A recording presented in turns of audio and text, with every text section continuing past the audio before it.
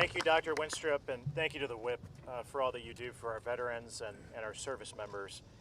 I wore the uniform proudly in 2014 and 15 when I deployed to Afghanistan, and I served on the front lines of the effort there to train, advise, and equip the Afghan Army and the Afghan police. As a foreign military sales officer, my job was to help on the front end and the back end of acquiring American military equipment to turn it over to the Afghans and train them on how to use it. So you can imagine how shameful I find it that today all of that equipment has fallen into the hands of the Taliban. Because of the negligence of this administration and the hasty retreat that they led out of Afghanistan, they have left $85 billion worth of American equipment in the hands of our enemy, the Taliban. 75,000 vehicles, over 200 airplanes and helicopters, over 600,000 small arms and light weapons. The Taliban now has more Black Hawk helicopters than 85% of the countries in the world. But it's not just weapons.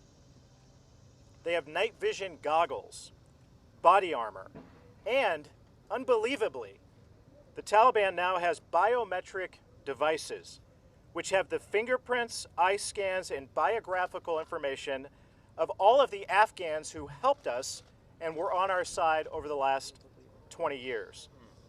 There is no plan by this administration to get those weapons back.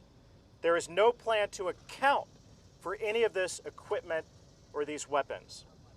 I can tell you that members of the Armed Services Committee on the Republican side will be fighting for amendments to the National Defense Authorization Act next week when we mark up that important bill to do what the Biden administration has failed to do.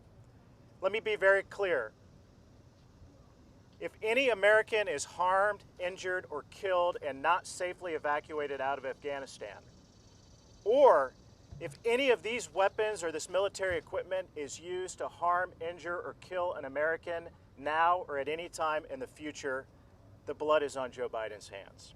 I'll turn it over now to a fellow Afghanistan veteran and the newest member of Congress, Representative LZ.